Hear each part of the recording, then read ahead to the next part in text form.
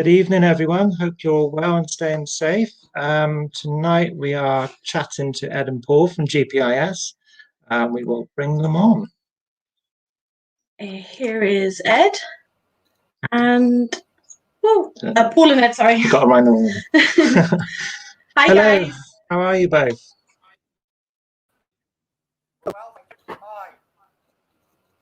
Oh dear. Oh, there we go. Oh, we can hear you, I think. That's better. Oh, I put the wrong one on. That's better. So how are you both doing? Yeah, we're really good, thank you. How are you? Very well. Very well. All apart from COVID. Yeah. We just want to get back out there. Yeah. Just like you Brilliant. guys, just want to get back on with it. Hopefully not too much longer. Definitely. Pardon? No. I mean, we're looking forward to it. You know, when we can start chatting to the spirits again, telling their stories. That's right. They're probably missing us all. Plenty lined up, haven't we? I think they are. You know, in all fairness, but I think they might be having a break as well. So I think as we were chatting, I think when we do go back, flying at us. Yeah. Let's hope so. So for the likes of the viewers that don't know who you are, could you just explain a little bit about yourselves and what you do? Yeah, I mean, I'm Ed, Ed Francis, one part of Gloucester Paranormal. Yeah, and what we are, we're a paranormal investigation team. So we are all about going in to do ongoing investigations and really learning to try and befriend the spirits so that we are able to share their stories so that people can hear them.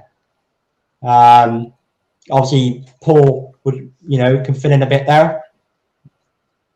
Yeah, part of that really was back in 2016. We decided to form a team after our experience at St. Catherine's here in Matson.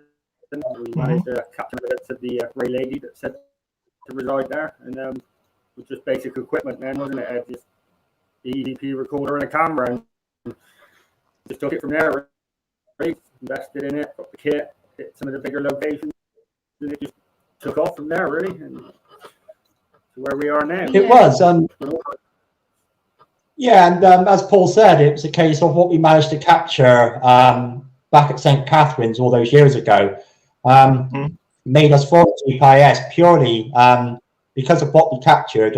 We thought, well, imagine what we could do with a bit more kit, and it's just in the circus to be able to go out there and try and see if we can give the answer to the definitive question that everybody asks. Do spirits exist? Are they real? Can we capture that bit of evidence to put that definitive answer to that question? And also, as time's gone on, we met loads of people and we do talks, but we also are proud to be able to help people, give them comfort, give them closure, give them some advice and direction. Yeah, we get a lot of calls. That's a lovely thing, though, when you can walk away and feel like, wow, I actually helped somebody. A good feeling. It gives a good feeling. It is.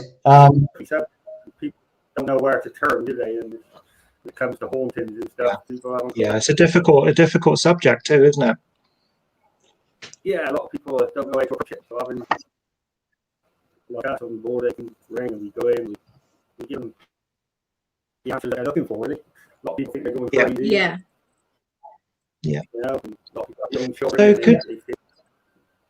could we ask you, have you got any personal experiences in the paranormal that would stand out?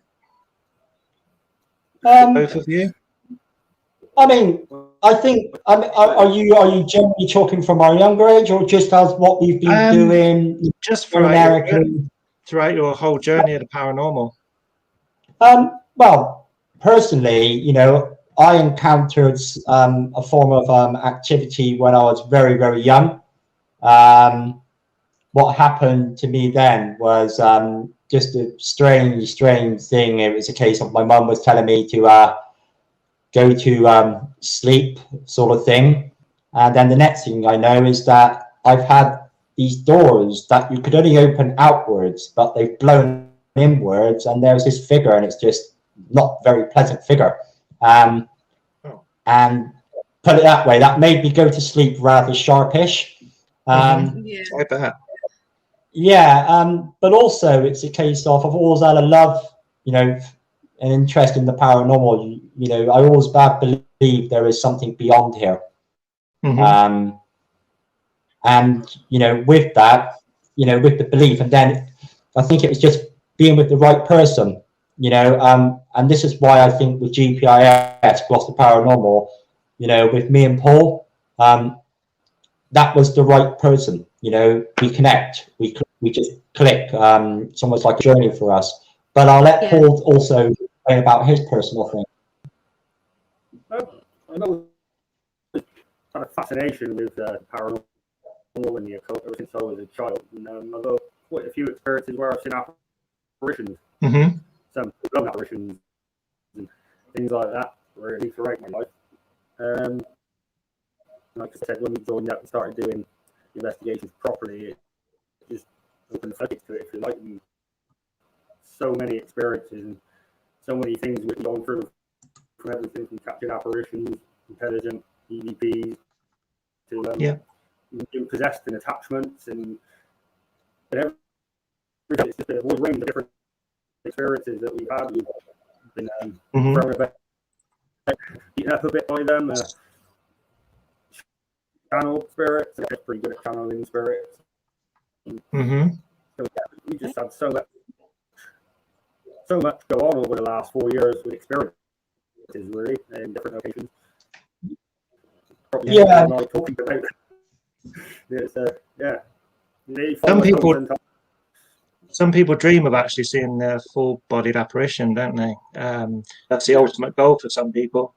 I have to admit, I've not actually seen a full-bodied apparition. I've seen shadows, which I witness quite regularly, but I'm still waiting to actually see the full-bodied apparition. The full-blown apparition is if people took a picture and you caught a full-blown apparition, who would believe you?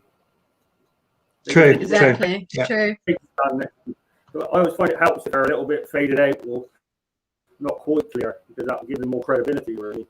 They will say, well, your mate stand there, I took a picture of them. So, seeing a full-blown apparition is good for you personally. Yeah. Hard to prove everyone else. Documented. Yeah, that is true.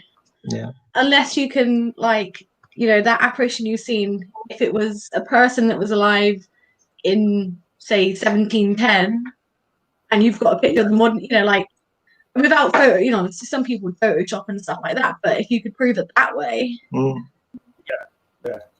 and that would be quite cool.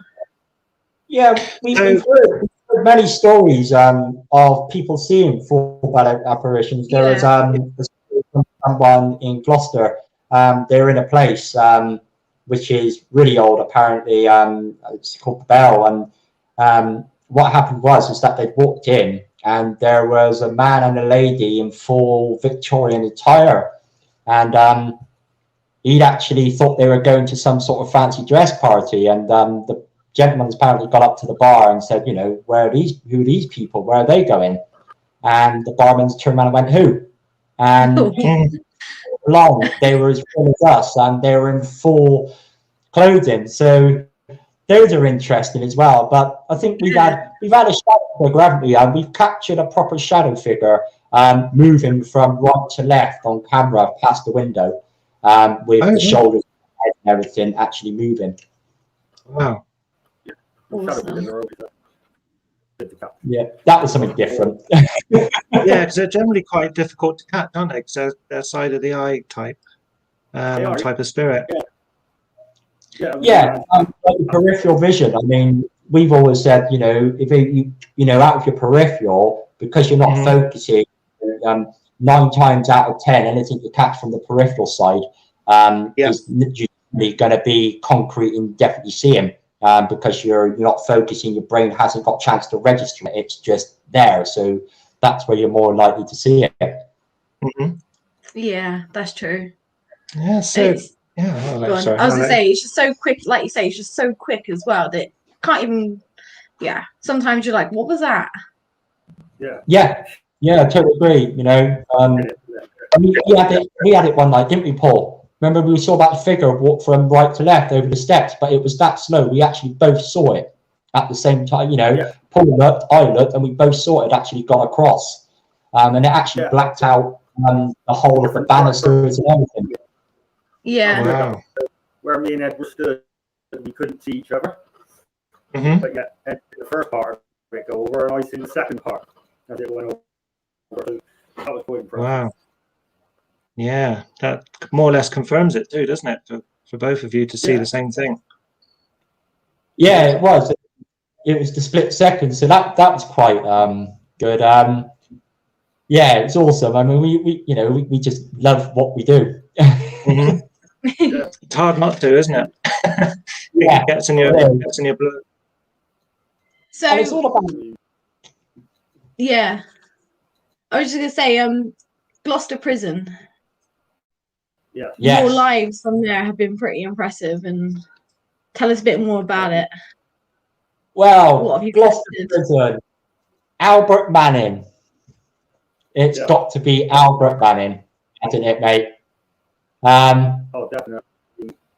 Yeah, I mean, with Gloucester Prison, 2.5 years of investigating, listening to people's experiences, profiles. Paul will tell you some more as well. And we actually, through interaction with the spirit, him giving us our name, we were able to confirm it. And obviously, I'll let Paul tell you how, we can definitely say that Albert Manning is a spirit that is there and roams those grounds because of what we captured at the investigation feed when we confronted him. Yeah. We had a lot of activity off Albert before we actually knew he was Albert. Mm-hmm. It was doors, growls, anything to get our attention and try to scare us off at first. He tried to scare us off, it didn't work. He tried to affect us personally, it didn't work. He get our attention through slamming doors, growls, things like that. And then one day he just gave us the name Albert through the Alice box. And we went to research like we do, all the hangings and stuff that happened over the years, and there's Albert. We looked into his story and his history, right back to it when he was 17, didn't we? And it was like, we managed to get a profile of his behaviour when he was alive and his behaviour throughout his trial. The thing with Albert is, he, when he was caught, he tried to mimic being mentally ill, even to the point where he changed his posture. He all hunchback and slouched. Now that's quite hard to do.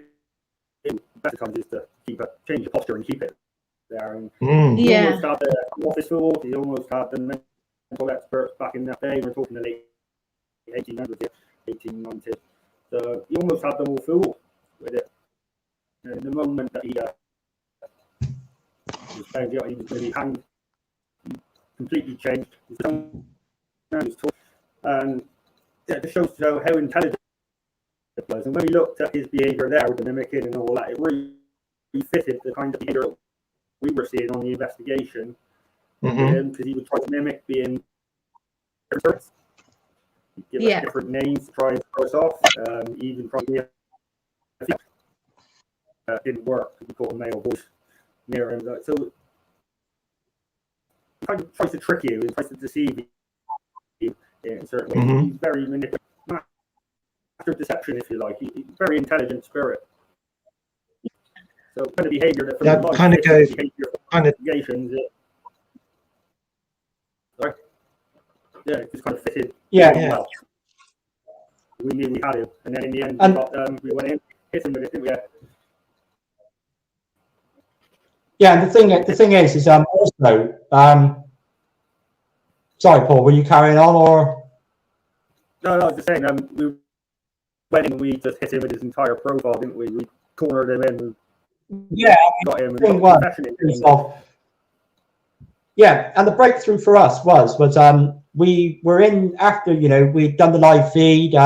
We had first made contact or heard Albert when he growled at us, and we heard this growl with our own 2 ears. And it was about, he must be at least a foot away from us. But the big breakthrough for us was when we're in the kitchen area, and we had set up a K2 and also a REM pod, and we'd stacked the K2 on the windowsill. And we'd also had the REM pod on the floor. Now, Albert had given us his our name through the Alice box, so we started pushing on this. And then what we did was we'd actually spoke to Albert and actually said, look, you know, these are our uniforms. We're not authority figures. We're not police officers. This is how we dress to do our investigations. And with that, we had the K2 go full spam up to red, with the REM pod activated to full strength at the same time. Now, to us, we would have taken that as a massive confirmation. And with that, I think that was the icebreaker for Albert beginning to trust us. And like Paul said, we then started doing the research. We started looking at the history, and where we have a look at the books and everything, we can actually say, you know, on the history books, that Albert Manning was hung at Gloucester prison and buried in those grounds. And it would have been put him in the area that it was. And as Paul rightly said, all the history, I don't think Albert was expecting us to come back alone his full life story from 17, and we hit him with everything. And on the actual night of the confrontation of the investigation itself, when we were going back for Albert and this, you know, confronting him to try and confirm who he was, other things happened as well. We were in the centre complex. I was sitting on the steps of A-Wing at the very front of it. And the Alice box came through with the word fire and also May. Now, I actually was sitting right opposite the fire hose. So I've actually turned around and said, is that what you mean? Sitting next to the fire hose. And it just so happened that the last time we'd actually been at HMB with Albert would have been in May. And then I went on to say, is that right, Albert? Do you mean that May was the last time we spoke to you? As soon as we'd said that, the REM pod on the centre sign activated full strength. So, yeah, I mean, he's a nice... We actually got the EVP, didn't we? Pardon? We actually got the EVP of him actually saying, you now know who I am. Wow. Yeah. Is a confession. Yeah, we do have a EVP. Yeah, it's amazing when you've got a clear EVP to back it up as well. It's one of those again, isn't it, where spirits tend to recognise you. The more you keep going back to a place, they become more and more talkative. That's building a bond, just like you would with the living. A bond, yes. You know someone, the longer you get to know them, the more you open up to them, the more you trust them.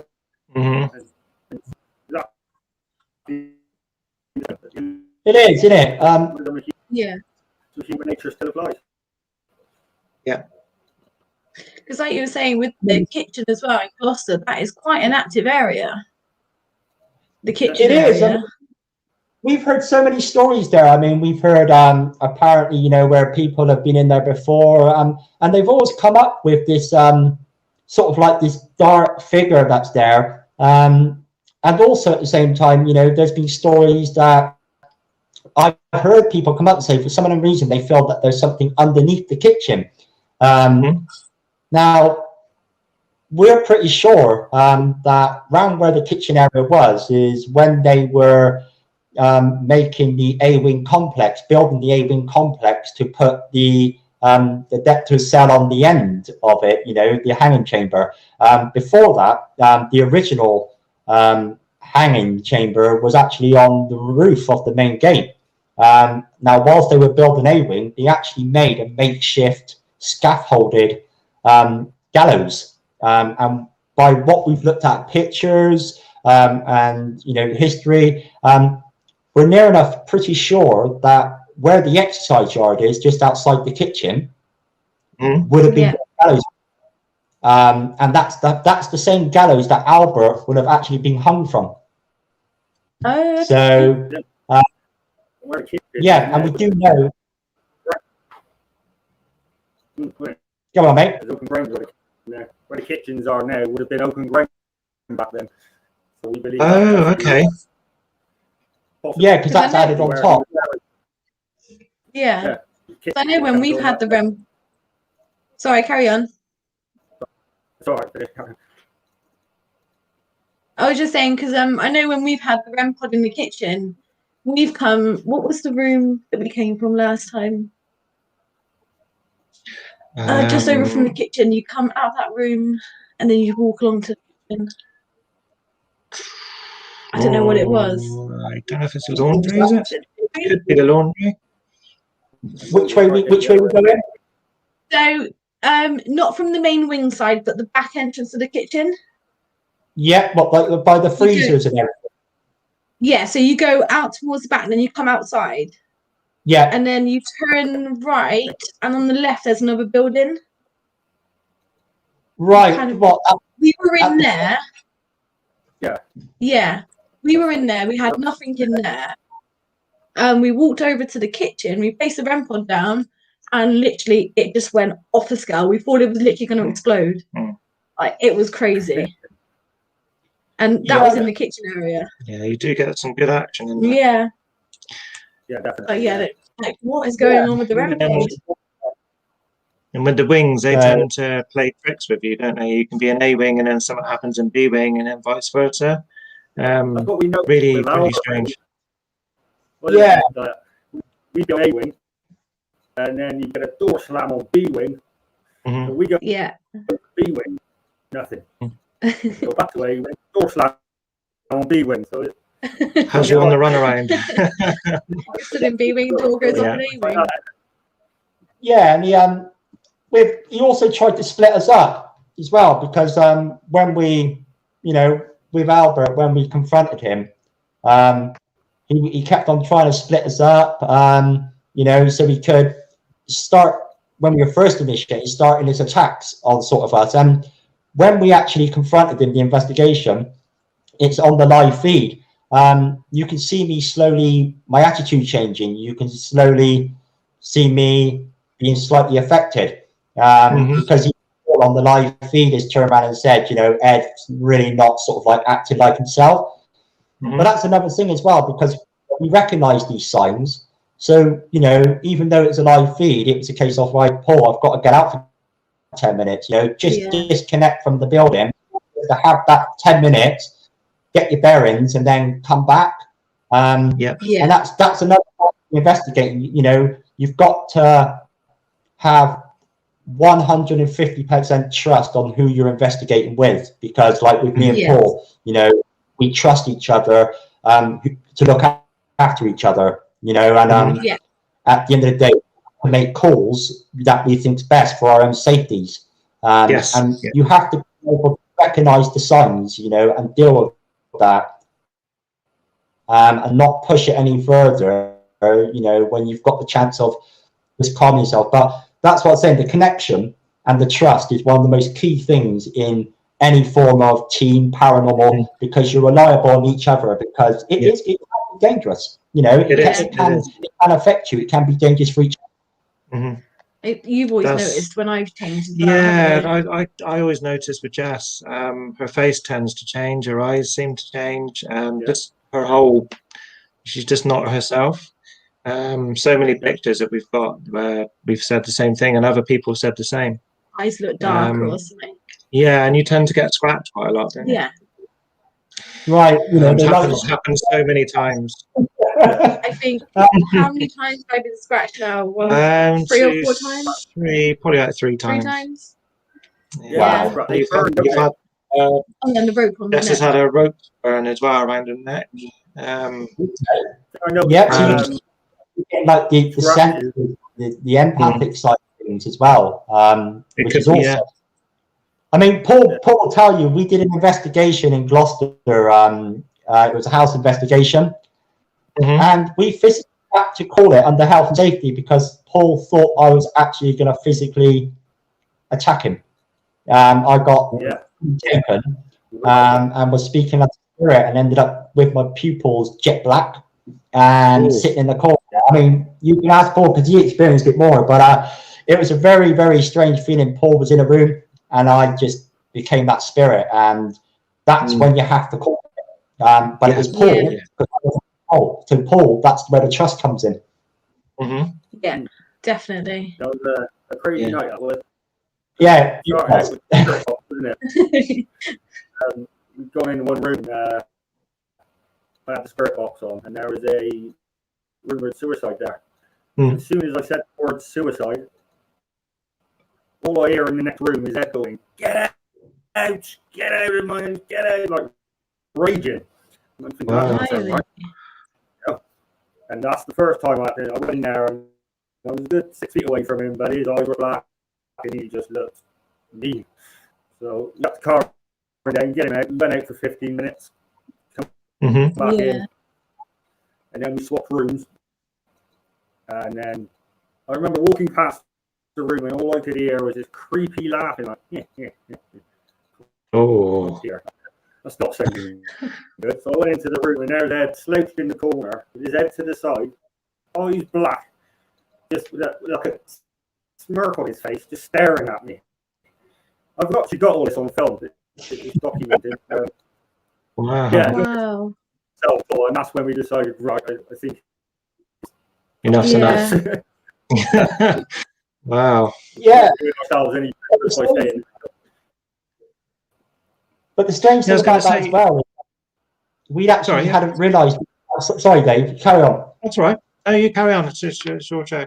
The strange thing about it wasn't until we looked back on the footage, as Paul rightly said, we'd gone out, but we actually can't remember going out in between. We thought it had gone through all the way. It wasn't until we actually looked back on our footage that we suddenly realised that we had actually gone outside. So that was another crazy thing as well. We'd actually completely didn't even realise we'd been outside until we looked back on our footage. It was completely blank. Wow. What? Unbelievable. Because I lived literally, at the time, I lived literally 1 minute away from this location. And I remember after I took Ed back to my place, and my girlfriend's younger sister was staying with us at the time. Remember this? He went in, and his eyes are black, and he was scared the hell out of her. And yeah, really, really evil. Wow. See the eyes. That's yeah. That's going to lead us on to the next question. Actually, did you, Paul? Did you have an attachment at the new inn? Yes, I certainly did. Last year, wasn't it? Basically, it was the dance floor in the new inn, the treetop section. There's rumored to be a portal on the wall. And what happened was, I went and put my hands on it. And just had to come through. I think I remember watching that. I'm sure I did. Yeah, it's on the lighting. Yeah, you can see on the lighting what you get. Very effective. That was just the beginning. What came through was a very, very nasty, evil spirit. Very sadistic, I think, is the word I would use. There's always rumored to be a spirit there that's horrible to women. There's the stories of to kill women, wars and stuff, and there's always blaming it on a spirit called John.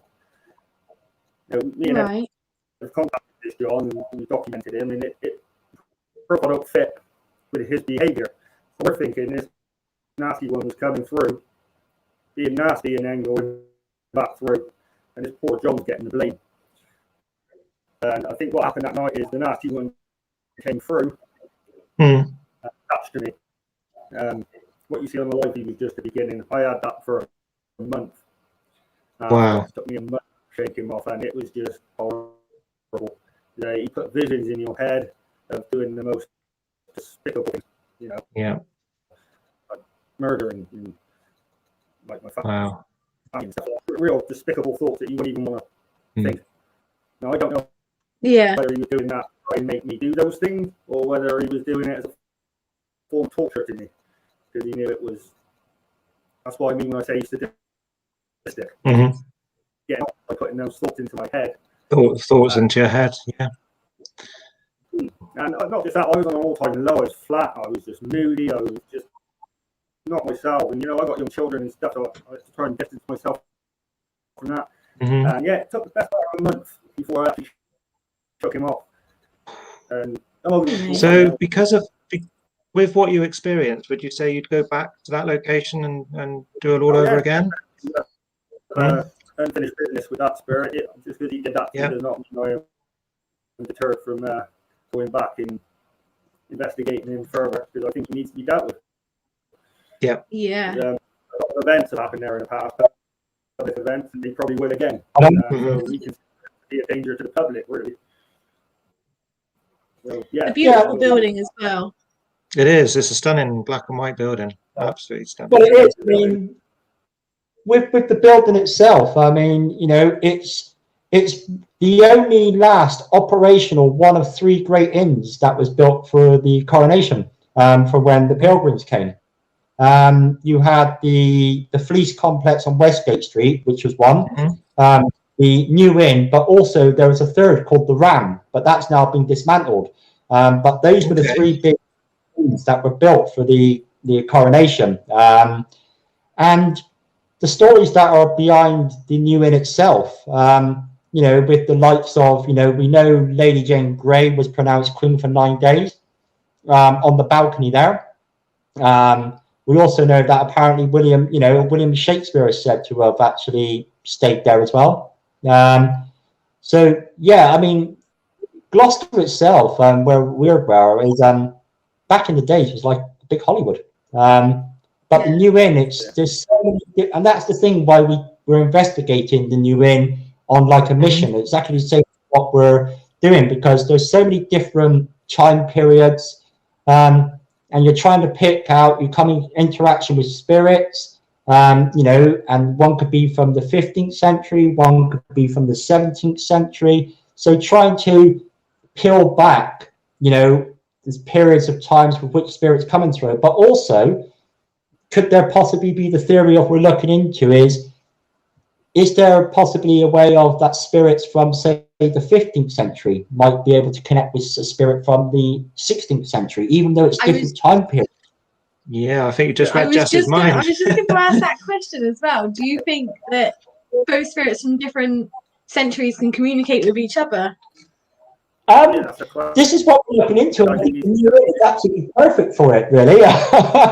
You know, you're trying to peel back. I mean, there are so many different spirits at a location like the New Inn, and it'd be nice. I mean, that's one thing. That's why we investigate. That's why we do like the reports and everything, and do the analysing, because there could be something from previous investigations that you might look through, and then 4 years later, you can match something with that one report back to 4 years, and then you suddenly realise, hang on, this spirit we know comes from, say, the 15th century, but we know now, we confirm that this spirit's the 17th century, but they seem to be interacting with each other.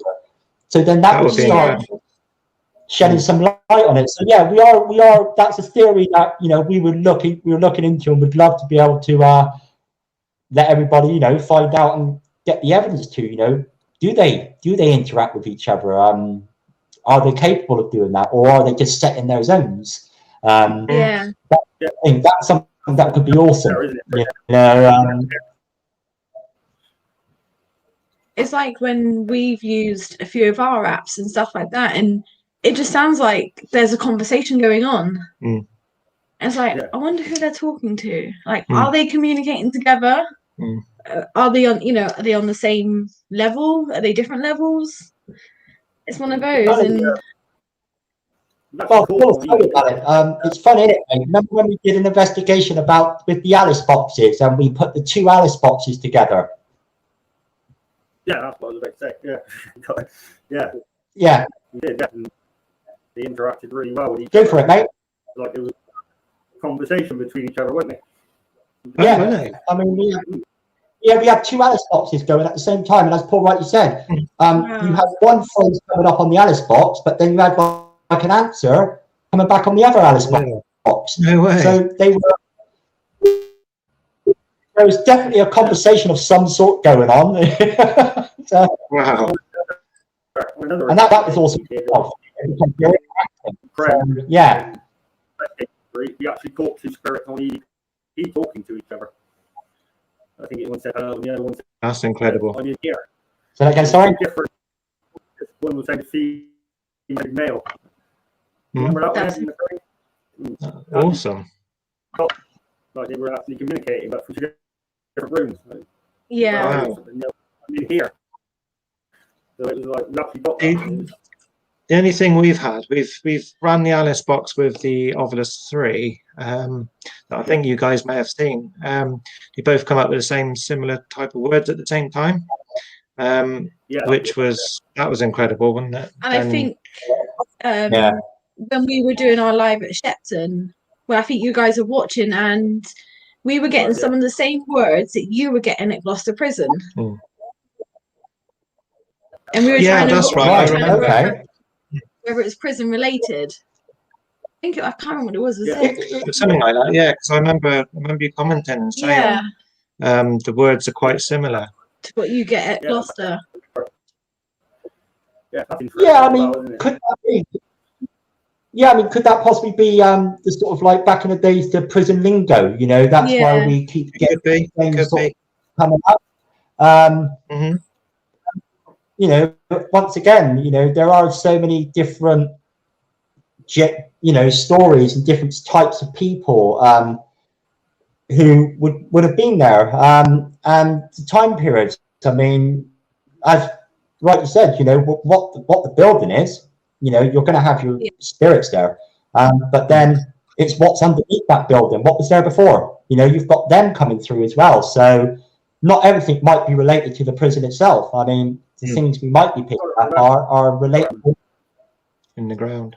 Gloucester prison specifically, before the prison, it was a castle. A normal castle. So we have all the history associated with the castle still on those grounds as well. It goes right back to like Norman times and with that as well. But you be a female and male. Yeah, it's a very old castle too, isn't it? Does it date back to 13th century or something? 12th, 13th century, yeah. 12th. Yes. Okay, blimey. Wow, that's a lot of history. It is. It is. It's steeped. Gloucester itself is steeped. You know. Yeah, because you do the antique centre too, don't you? That's our first. Actually. Yeah, that's first indoor location, wasn't it? Yeah, that's where that was the big location for us. You know, our very first big investigation. You know, and once again, the way it landed was so strange because we only actually went in there to inquire, to ask about, if it's possible. You know, we're a new team, we're starting out, we're looking at some places to investigate. Would you know of anywhere? And then all of a sudden, well, actually, you can investigate here. And, you know, next thing you know, we're investigating the Antique Centre, and did so for 3 months, I think it went up, Paul, every week. Wow. Every Wednesday, wasn't it? Every Wednesday for about 3 months we hit it. And it's such a big building. I mean, looking at it from outside, it doesn't do it. It's like it looks tiny, doesn't it? Like a TARDIS. Floor after floor. And it goes up, and then there's a watchtower at the top. Oh. As well. In the loft areas, we've got two different lofts, the old one and a Georgian one. And in the middle of that, you've got a freestanding watchtower, which Edward Massey would have used back in the Civil War days to overlook the city and beyond. I suppose that's the bits you don't get to see as well. You know, from public view, you wouldn't get to see all that. You wouldn't know it's there, would you? No. They're allowed to go up. The rest of the year, nobody goes up there. It is an absolute gem, isn't it, really? That building. Yeah, and if you ever get the chance, it's Rotherdean Lane as well. You know where you've actually got the Antique Centre itself? Yeah. If you look straight on to it, just to the right, you've got like a little glass metal door that goes like down an alleyway. That's the Rotherdean Lane, you know. yeah, you can see the Winfield seeds sort of like beige, and you can see Winfield. If you ever get the chance, is to anyone, is to actually take a walk down that little bit and then look up, because you can actually see the original side of all the building, the windows. The windows are original, because what it is the Antique Centre is one of the best preserved builder and merchant Tudor houses in UK and Europe. So it is, and it's built over. It's got 3 periods attached to it. You've got the doors in front, and what people might not know is you've got obviously McDonald's next to it. Now McDonald's looks like it's got 3 floors, but it hasn't. The 3rd floor is just a fascia. There is no floor, because they couldn't remove it, because it would cause the buildings to go that way, so they had to keep it. But there is actually no 3rd floor to McDonald's. Oh, blimey! Wow. You go to the Antique Centre and look up there. You can look across, and you can actually see all the machinery on where it was, and it is. Look at that next time. Blimey, never knew that. With all the spirits we come across in the Antique Centre were very funny. There wasn't nothing negative there. That's why we love going there. It's very, very light, very positive spirits. Yeah, there seems quite a strong energy, especially when you go upstairs. If you go upstairs where the old pennies are, before you hit that room, where you'd see the wooden timber, the original buildings. As soon as you hit that, I got hit like I walked into a brick wall. The energy was so immense that I just wanted to get out. Really, I had a bit of a headache. I needed to go back outside. But yeah, it hits you. Yeah, it does. Yeah, but I think with the Antique Centre, Paul, we haven't. The good thing about the Antique Centre is we haven't really, out of all the years, we haven't come across anything sort of like heavy. It seems a very nice place. Seems a very nice place.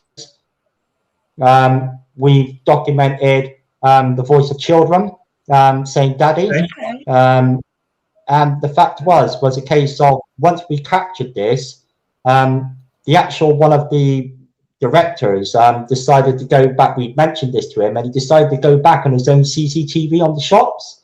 Went exactly to the time, and now we are 3 floors up, and we've caught a faint "Daddy," and he's gone through, and the shop CCTV cameras doesn't put anyone on the shop floor, doesn't put anyone on the 1st floor or the 2nd floor, no one down the lane, and no one walking past the shop. So we can take away the contamination. Yeah. And as Paul said, with the Antique Centre, with the history of it behind it and the periods, judges' lodgings, and we believe that we've captured Mary on the spirit box, haven't we, mate? Yeah, we come across a female spirit who's been quite chatty with us early on the spirit box called Mary. At first, we didn't know who Mary was, but we took part in the retrograde event there. And before we did that, we did loads of research into who Mary could be. And back in the 1700s, the Antique Centre would have been the Grocers Guild. Oh, okay. Also, 3 times Mayor of Gloucester, Richard Webb. Now, Richard Webb was married to a woman called Mary Bayliss. And that's who we believe that Mary is. Wow. That would have been there as well as their sister. So yeah, and she kind of confirmed he loves the spirit box. Prefers spirit box quite a lot. And some of the bit there you'll hear it come through. We've also found an Irishman now, didn't we? In the Michael. Center. Michael, his name is. Very strong Irish. We actually thanked him, and he said, "No problem." He said, "It's on one of the videos on our page at the Antique Centre. You can hear the spirit box section there. You'll hear him very clearly say, 'No problem,' in a proper strong Irish accent." Wow! Wow! Yeah. I think he might have worked for Winfield Seeds at the time, or maybe he came over during the potato and stuff like that. And a lot of the Irish came over. We're not quite sure where he comes from or exactly what time he was there, but he's there as well. He seems to be there with Mary. So Yeah. whether they're from the same time era or not, we don't quite know, but they do seem to be in the same place at the same time.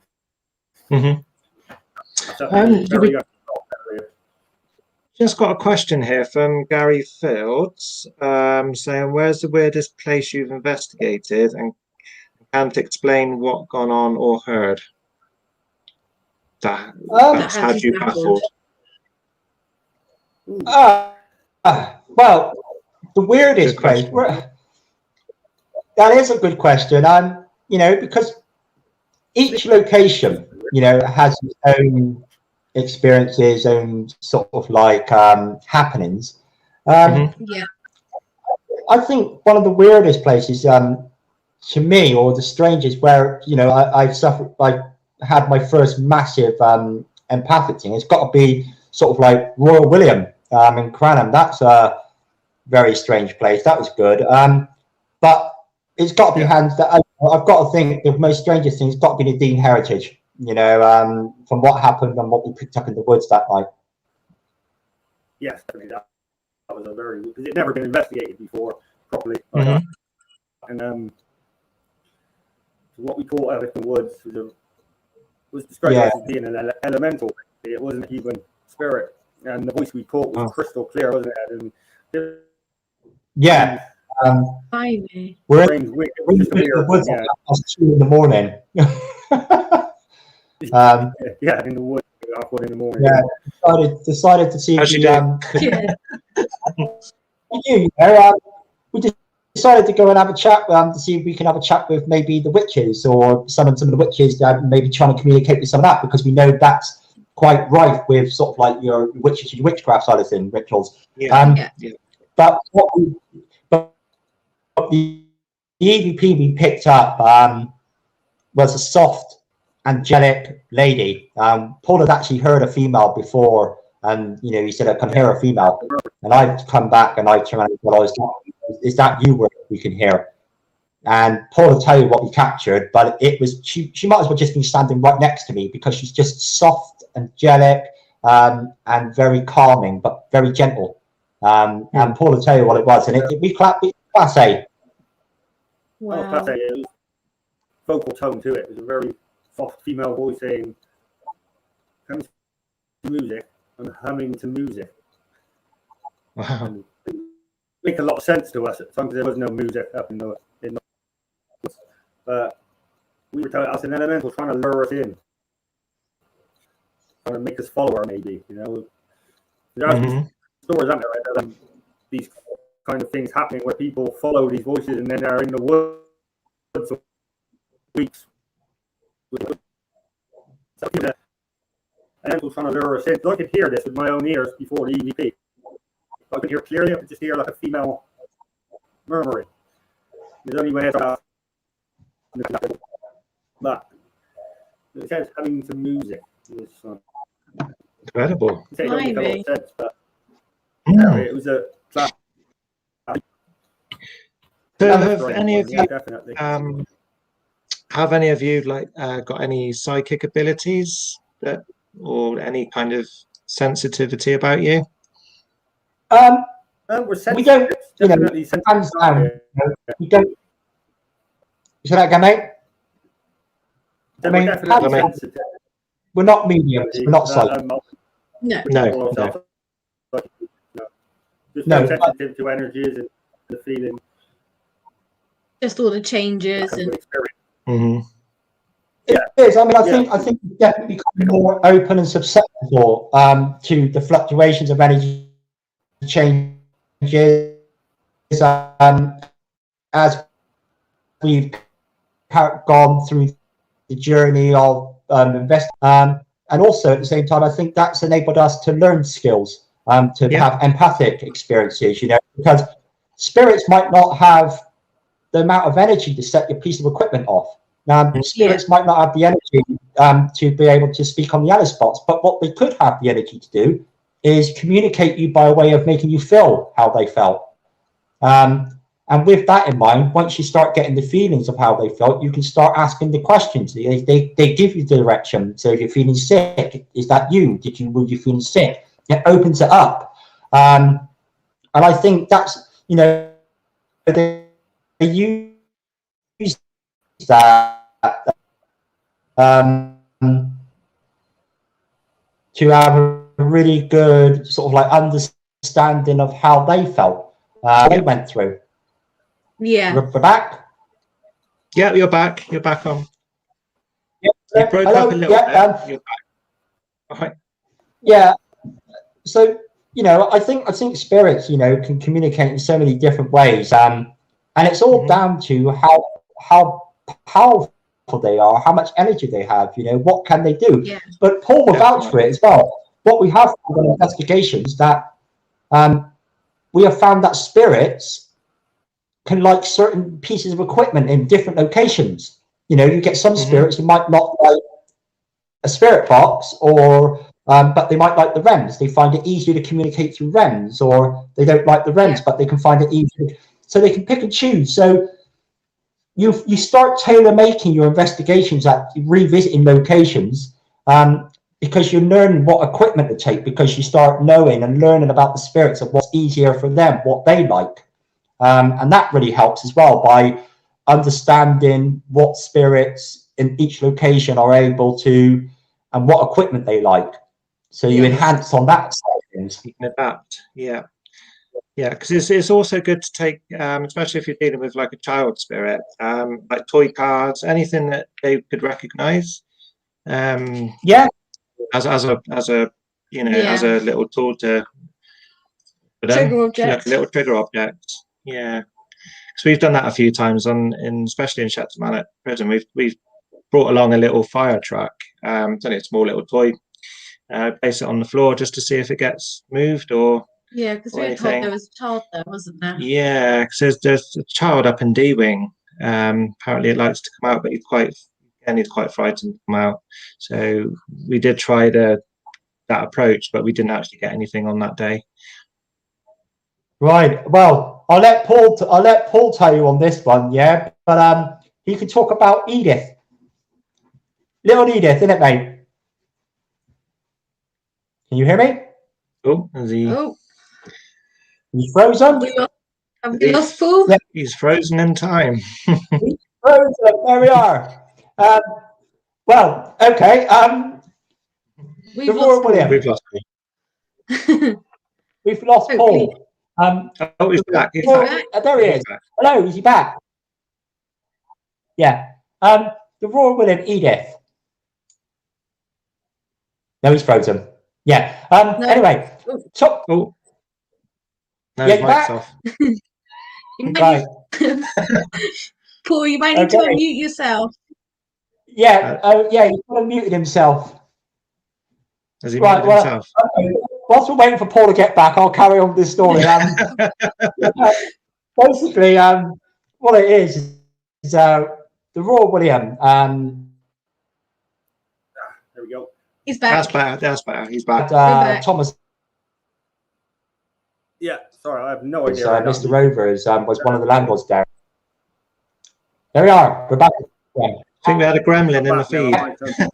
Hello. Yeah. Cool. Yes, the Royal William in Edith. Yeah, dropping us all out. We're back, mate. Right. Yeah, tell them about the Royal William in Edith. We'll get to this now, mate. We'll get there, yeah. No, you're frozen. Yeah. All right. Yeah. So the daughter Edith, of the landlord there. Yeah. You're breaking up, mate. Am I? Yeah. And, yeah, she's about 5 years old. Can you hear me okay? That's better. Yeah, we can hear you. Yeah. Basically, Edith.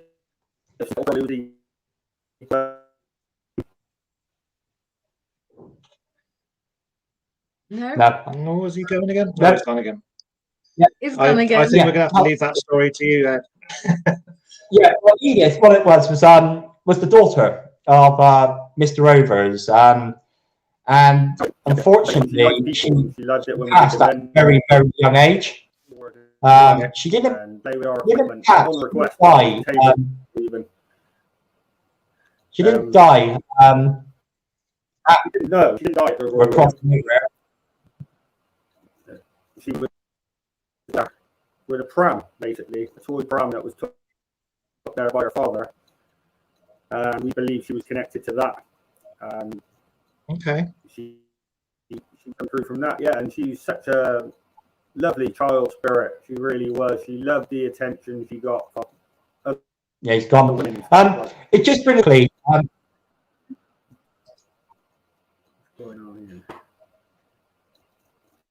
yeah, it just brings us back really quickly to what you were saying about interaction objects with children. Because we had an event there. And we opened up actually with members of the public at 1 o'clock in the morning singing nursery rhymes down in the bar area. And we started singing Bar Bar Black Sheep. And she seemed to like that because with that, the REM system activated. And she, but we went through everything, and it was such an awesome feeling as well because, you've got 20 people, members of the public, 1 o'clock in the morning in the middle of the dark, and you're sitting on the floor singing nursery rhymes. And it worked. We found the one she liked, and it was really, really coming forward. She really liked to interact. She interacted with all the guests as well. So that was really cool. And I think that's the best form of spirit of a child that we've come across who has really, really reciprocated back, who's wanted to come forward. And the thing is, you have to go to their level as well, because, like you say, when you've got kids, you need to do what kids like. And you could have, we've been to Draco Tunnels, and that's a lot of war stuff. So playing wartime music as well. Which encourages the communication. Yeah, definitely. I agree. And also dropping down a level. The last thing you want to be doing is standing above a child. So you get down on your knees. You let them know. You say, look, to make you feel comfortable, I'm dropping down to your level, so that I'm not here. I'm here to chat to you. So it eases them a bit as well. Sit on the floor. I've been lying down again next to a REM bear before, trying to chat to them. So it's been cool. It really is awesome, especially when you can interact with a child like that through the spirit world as well. Because everyone thinks, it's all about the older ones, but it's interacting with the spirits of the children as well, because they can tell you so much as well, because they are so awesome. Yeah. I mean, I've sat on the floor in D-Wing, rolling marbles to nothing. But, hoping that there's a child spirit that will roll it back. Yeah, the little toys, it's brilliant. Little things like that is really, really cool. And I'm sure with you guys as well, it's a sense of, and I know it sounds strange, but a sense of euphoria in a way, because you just get all the tingles and all the excitement and all the goosebumps, because you are chatting to someone from the other side and having a full good conversation with them, interacting with them, and it's brilliant. And that's why we turn around and say, when we investigate, you put yourself in the mindset of how you treat people nowadays. Exactly. People. I mean, treat them how you want to be treated. And just because you can't, and it's like everything else with the spirit.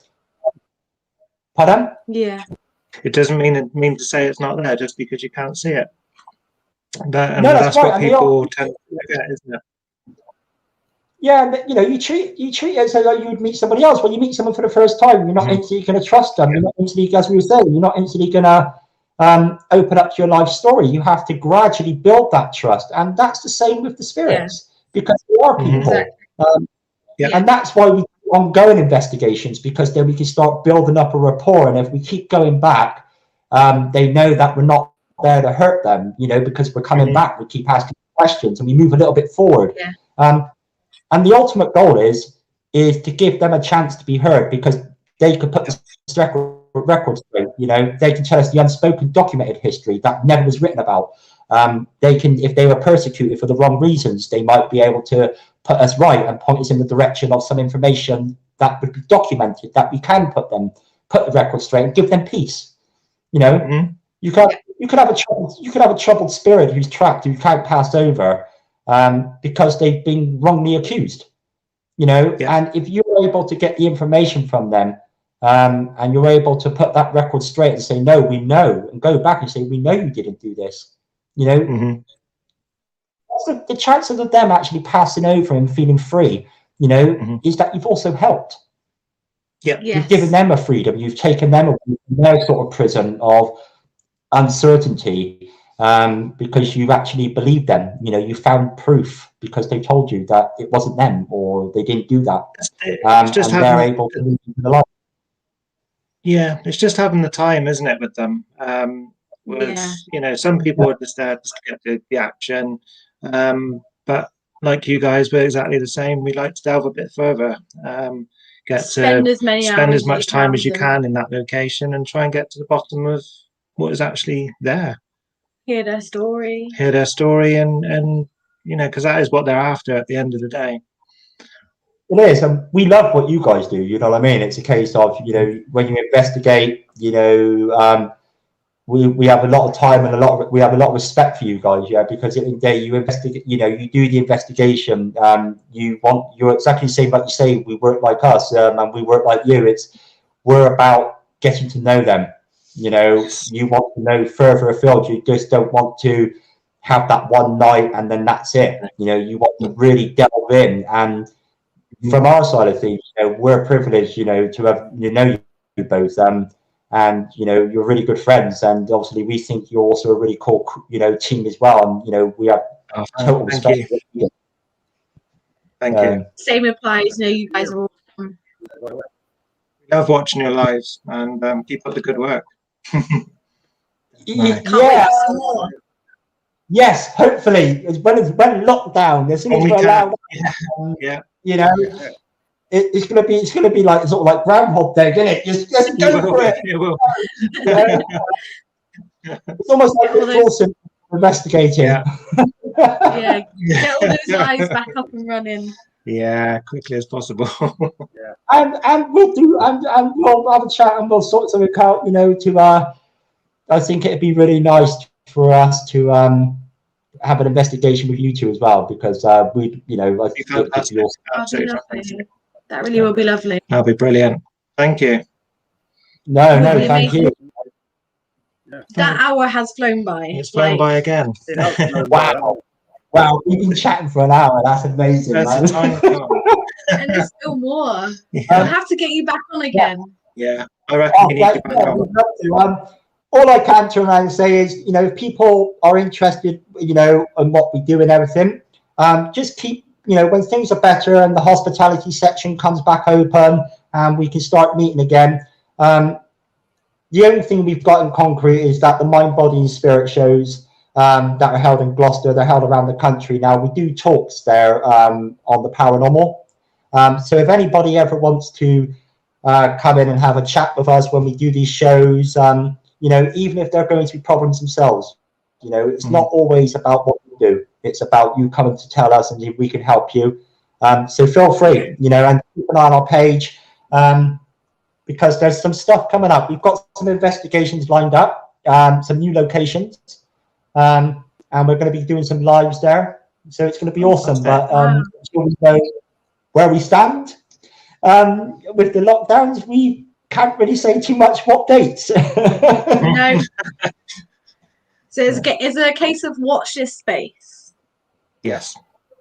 It is definitely watch this space. We've got them in the pipeline, and there are some things coming up. And as soon as we're allowed to do them, we will be letting you know on our page that when and where. Brilliant. Fantastic. Well, thank you very much, both of you. We appreciate your time, and thank you for coming on. Thank you. Thank you. No, thank you very much for having us. Really appreciate the invitation. It's been a pleasure. Privileged to have been on your show. So thank you. Right. Brilliant. If you hold fire in the background, we'll come back and talk to you. Yeah. All right. Yeah, we're just yeah, definitely. Yeah, I'm fine. Yeah. Cool. Perfect. Speak to you guys in a minute, and thank you so much for joining us. Thank you, guys. See ya. Thank you so much to everybody. Bye bye, and thank you, light and happiness.